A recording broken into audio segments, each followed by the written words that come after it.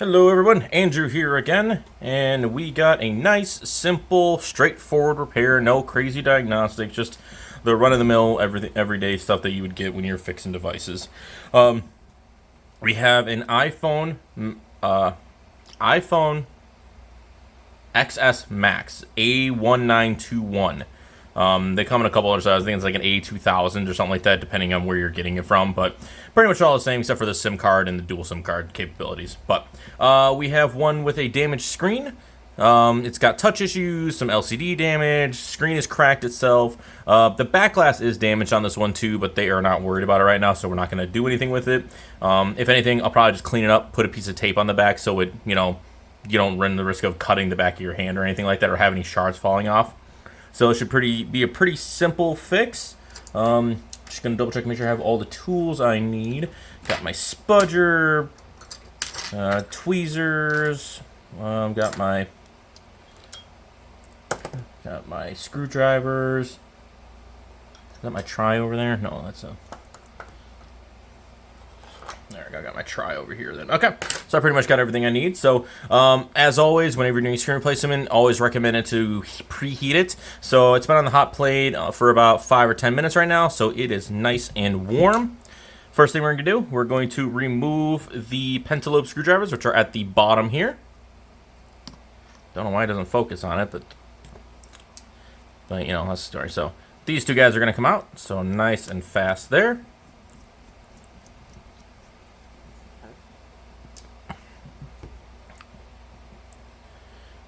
And then we're going to start by opening it from the bottom. So I like to start in the bottom left corner, or in this case it would be bottom right since I am holding it horizontal. Getting a spudger in there, getting a Isesmo in there. And then work our way around the corners with a guitar pick. Not very far in, like maybe just the edge over, and then just slowly work our way up to the corner. Done. And then we're going to do the same thing across the side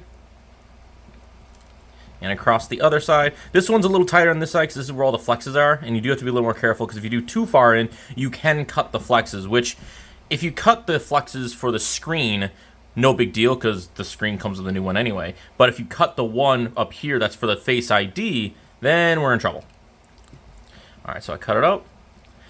And then the flexes are on the right-hand side, so you need to open from the left. And this one came open real nice. I think this one's been repaired before. I don't know if I did it. This is somebody in my apartment complex.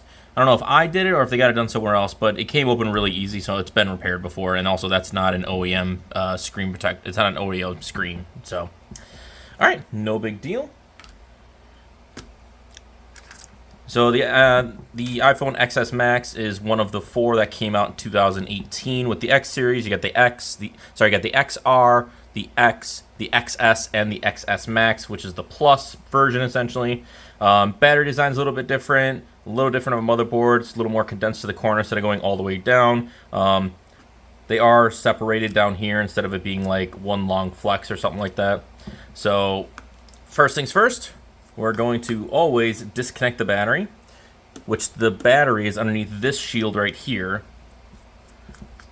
Just got 3 tri-point screws in, which this is a 0.6Y or tri. And then pull it right off. Use tweezers or fingers. Alright, and then the battery for this guy is... Oh, correction. It's actually not on this one. It's actually behind that guy. Forgot about that. This is when they started... I forgot this is the generation where they started putting everything underneath one flex. Like, if you look at the 11s or the 12s, they got, like, one big one that's, like, probably this entire area, and it's got, like, 5 screws holding it down, instead of just being all along here. Which I guess kind of makes it convenient. It's just one shield you have to take off, just has more screws in it. These screws are specific sizes, so keep them in order. Like this one was much longer. Come on, focus, focus, focus. Look at it, look at it. Okay, I'll into that. So this one is much longer than the other ones. I'll just grab one just so you can see it. So much smaller, I mean much longer. So You want to make sure you don't miss them up, because if you can do what's called bore holing, or hole boring, whatever way they go. But you can basically cause stress to the board by going through the wrong holes, and then that in turn can cause damage to the board, which is basically unrepairable at that point, because you ruin the actual board material itself.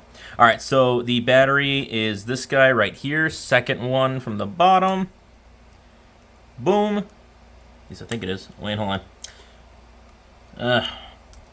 Sorry, I'm tired. I might actually have the wrong one. Correction, it's the bottom one. My bad. Bottom one is the battery on this guy. Ugh. All right. So we got one connector here for digitizer or LCD. Same thing here. And then this one is for the Face ID and the front-facing sensors, including the proximity sensor and the ear speaker. This one should be the second one right here.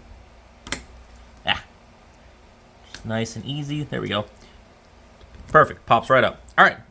So we got the screen off. This part is done for now, so I'm just going to put it to the side, just out of the way. And here is all we got left to do. So, Face ID, proximity sensor. There's like an IR sensor in here, I think, and then this is also the speaker as well. This is probably one of the most important parts. If this is damaged in any way, at that point you can get a new one, but it won't have Face ID functionality, so you'll lose the Face ID, which, you know, it's kind of one of those things. I mean, if a customer is okay with that, then no big deal, no harm. But, you know, then it just also goes to show that, but then it also just, it's not very professional that you broke something when you're working on it for them. So you want to always avoid that. But if they do want it to work, then you're going to have to pretty much be forced to go to buying a phone or finding somebody who does the programming for it, which I heard there are a couple places that do it, but it's, I don't know. For something like this, when it comes to software for phones, I'm not very good with it, so I'm not even going to bother touching it. By the way, this can fall off. It's just a piece of plastic. No big deal. Whoa. Hold on. My screen's it's not focused. Hold on. Hang on a tick. I think I just realized my camera might be a little dirty. Hold on. Let me just clean you up real quick. All right, that looks better. All right. Sorry if that was there for a couple minutes. This little plastic piece, it just falls off. It can fall off all the time. It's just a holder in here at the top, but it comes within the screen. So there you go. Boom. Done. That's been all of, 7 minutes. Perfect. So that's the bad screen. Here is the new screen. Some of them do come with more of the adhesive if you need it. The adhesive on there is actually still fairly strong. It had to be heated up, still pretty hot to work. And obviously, it's not water resistant anymore with the back cracked, with the crack in the back. So it's not the end of the world if I don't put that on, which I'm not going to because they can be a real big pain in the ass. All right, new one. Put the old broken one in here, and then I can send it off to get a core credit for it, because they will determine if there's any function, if there's still any parts that are useful on it, and they'll give me some money back for it. How much money? Don't know. That's the real question. What I am a little concerned about is, what the hell is this? That doesn't look right.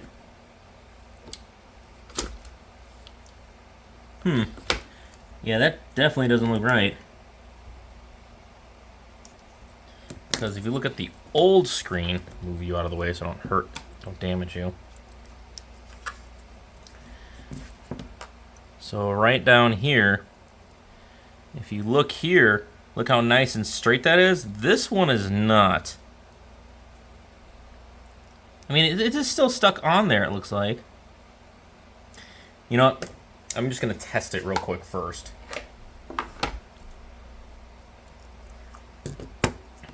So put that to the side, get this out of here. All right, so all I'm going to do is just connect the screen portion. So move that just a little bit. Perfect. It'd be a lot faster if I didn't see that weird piece on it, but that worries me a little bit. Then I'll connect the battery. All right, power button is on the right-hand side when you're looking down at it. All right, so we got a screen. That's good.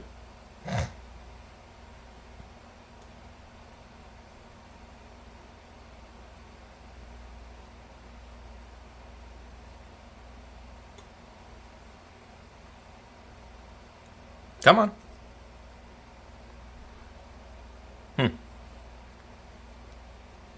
Yeah, I know. The True Tone's gonna go wonky now, too. Okay. Touch is still good. Okay. Well, from what I can tell, I'll do a full function test at the end, but right then off there, as long as it's not flipping out and, you know, freaking out or not responding, then I know right off the bat I got something going on. And I have these fucking flies in my apartment for some goddamn reason, and I don't have any excessive garbage lying around. I don't know where the hell these flies are coming from. I don't know if maybe they're like sweat flies or something, but they are everywhere, and they're pissing me off. My apartment doesn't have AC. I only have AC in my actual bedroom because it's just a window-mounted unit, so there's no central AC at all. So when I'm out, if I'm outside of my bedroom and it's not, because I only run it at nighttime when I go to bed, I can't sleep when it's hot out. I just lose my freaking mind. But when I'm warm out here, got the fan running, but I'm still warm, irritated, getting these bugs that follow me all the time just makes it just so. Bleh. When I burn them all to the ground. Anyway, all right. So new screen is out. So what we're gonna do is we're gonna put all the sensors in their respective homes up here. They got their own little places. Sometimes that's a little bent in place, so should just be able to slot them all right where they need to go. Boom, boom, boom. Perfect. There we go. Flip it over. And then there is only 3 screws, which again, these are, 2 of them are the same, 1 of them is different. Again, you always want to make sure you put them in the same spot you take them out of, just so you don't cause any problems, either too much, too little, stripping, getting stuck, things like that. Or actually, this doesn't happen on the newer phones as much, but I know on the older phones, like the 8s and older, if you put the wrong screw in the wrong hole at the top where like all the front-facing camera, proxes, that flex is sitting, it could actually screw all the way to the front, and you'd have like a little circle on the backside of the screen that you can see in here. It like strips away the paint almost, which I always thought was kind of weird that it would allow it to go. It would allow it to fit. It's the correct threading, but it's much longer. All right.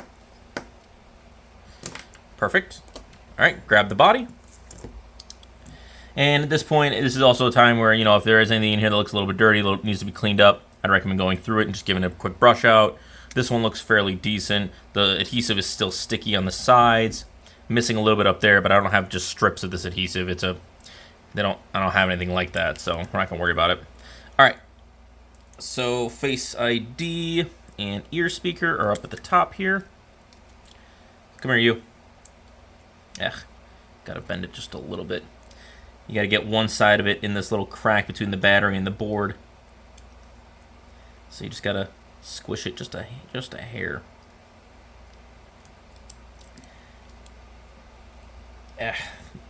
This one I think is the worst to put together because it never wants to sit right. There we go. All right. Do that. Come on. Come on. Don't make me look like a fool in front of these people that for some reason enjoy watching me make a fool of myself.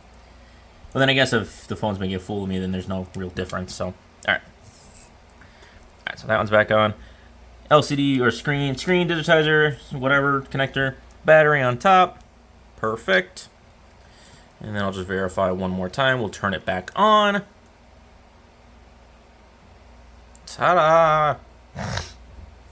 Ugh. God, it is warm today. Ugh. Good old H2O.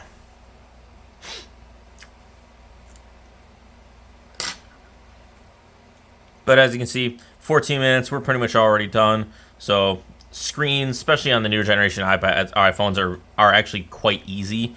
But when you do get to the 13s and 14s, the body style change, so it's a lot tighter of a fit. What what ends up happening a lot of times is because it's such a tight fit, if you're doing a repair that isn't a screen, sometimes the screen itself can become damaged because of the pressure that you're putting onto it. I think the 13s and the 14s are honestly the very few ones where I'd recommend using the suction cup method. So either get one of those like suction cups clamps that go to the top and bottom, or they make one where you clamp this into like a little vise with the rubberized pads on the side and shit. So it's like right on the sides there. You heat it up, put it in there, and then it's got a suction cup on the top. You twist it down, activate the suction, and then you'll twist it the other way to start lifting it up, and then you start cutting away the adhesive like you would normally. I think those are the only times that I recommend using the suction cups. Otherwise, I think it's just added pain in the butt, and also the suctions don't always work. So I really don't want to have to be holding it in place, and then suddenly it slips, and something slips inside of it, and next thing you know is I cut something important or break off a component. That is the last thing that I want. So far, I've had a very good record. Haven't broken a phone to a point where I have to replace it yet. I have caused accidental damage. Most commonly, this is on the older iPhones, the procs and cameras. The ones up here, little guys, they are the most common ones to get damaged. They're such a small flex, and they get caught on everything when you're removing them. So I've cut those a couple times and caused damage where like a camera stops working or something. I just got to get a part in. That's totally fine. But I've not had to replace a device yet, so I'm gonna knock on some wood there, and we're going to hope that we keep on trucking in the right direction.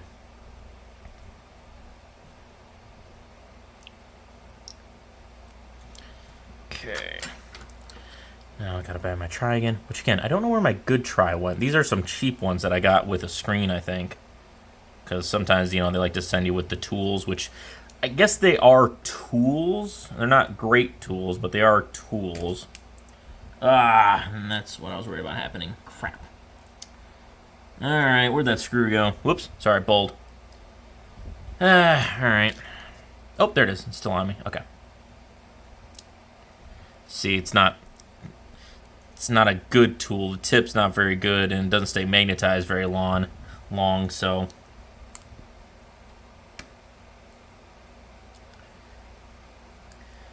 I just hope you guys are all having a good summer. Mine's doing all right. Just working a lot.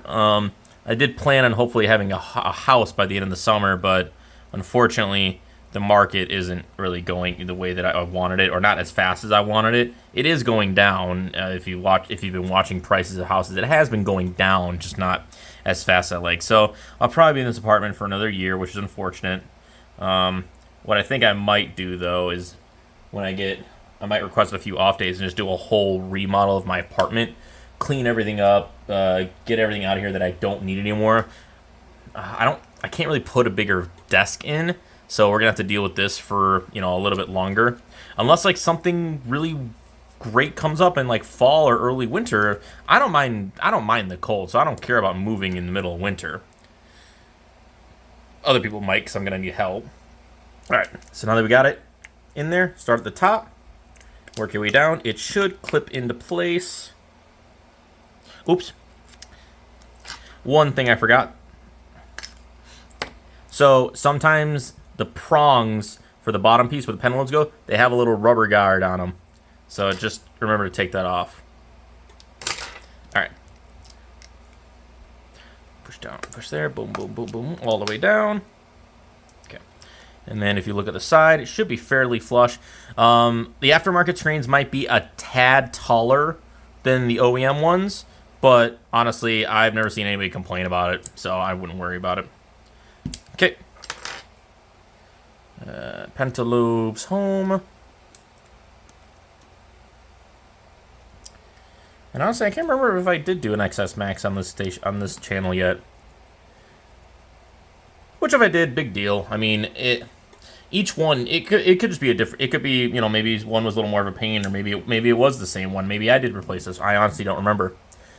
But the whole point is repetition, and I'm just gonna post whatever I end up getting. If it ends up being the same thing on it, there will be duplicates. I know for sure there'll be like 12s and 13s, which are the newest ones.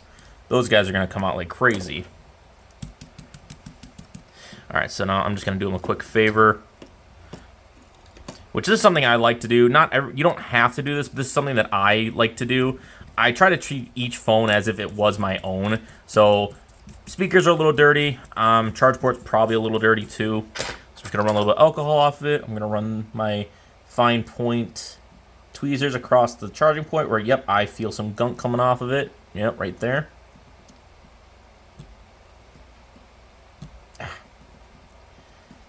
And good thing we're near the end of it, because I can feel my gut bubbling. Oh. Yeah, there's something in here. I can feel, yeah, there we go.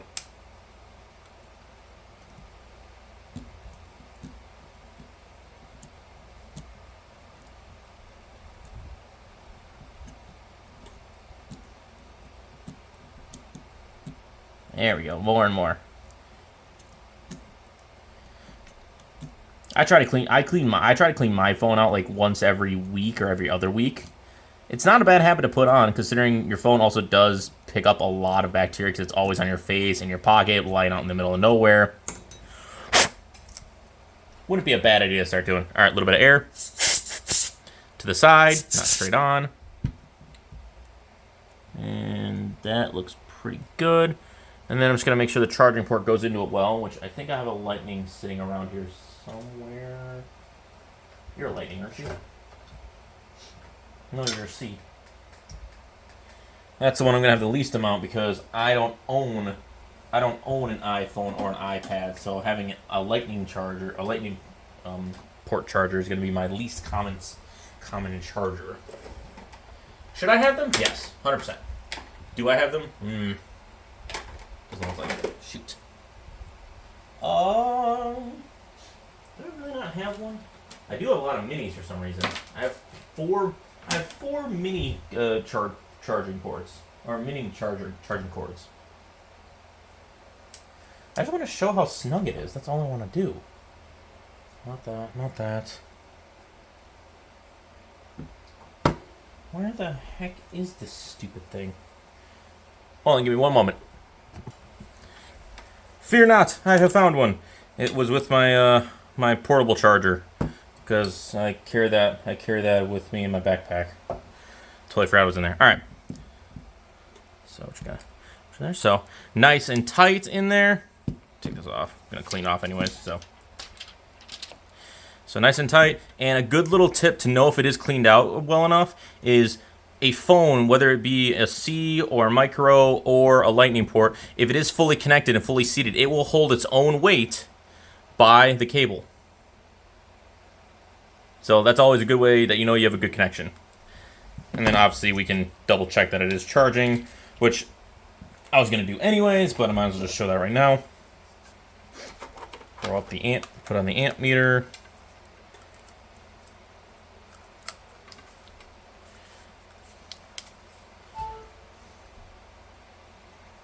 So on, got the indicator in the corner.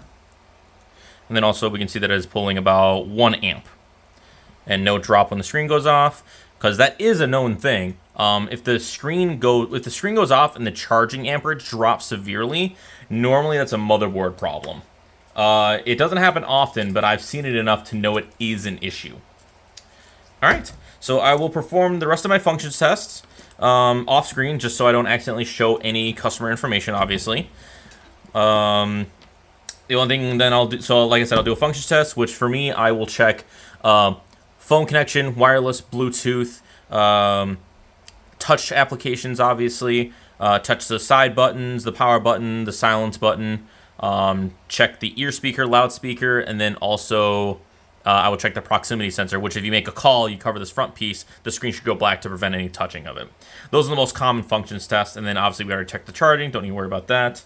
So I'm just going to clean it up, and I'm going to get it back to them. So thanks for watching, guys, and the last video, oh my god, that fucking fly. That last video where I tried to fix a Motorola phone, I cannot for the life of me figure out what was wrong with it. So I know I said at the end of it I might add on to it. There's something funky going on with it. It's registering touch, but there's no LCD picture and no backlight as well. So I don't know if it is just a backlight issue or if it's an LCD backlight or if it's a power problem. So, and the only thing I don't have is I don't have a thermal camera, so I couldn't check it that way, which might be my next investment. But I still really want a better electronic microscope. So I'm really torn between the two right now. So that one I did send back to the gentleman who reached out to me, which, again, I do appreciate you letting me attempt to diagnose it, but I think something went haywire on it. But I don't think it's anything he did, because when it was opened up and I looked over it, you know, you saw in the video, and then I double-checked it when I was done with the video, everything looked immaculate. Nothing looked broken, nothing looked abnormal, nothing looked swollen or discolored. I just don't know where it is, because I think it's just required more diagnostics. So he'll probably have to send it out to somebody that does like those heavy micro solder repairs, the board level repairs. Oh, that fly's back. I think it is a sweat fly. But outside of that update, I hope you all have a good one, and I will catch you in the next video. Bye.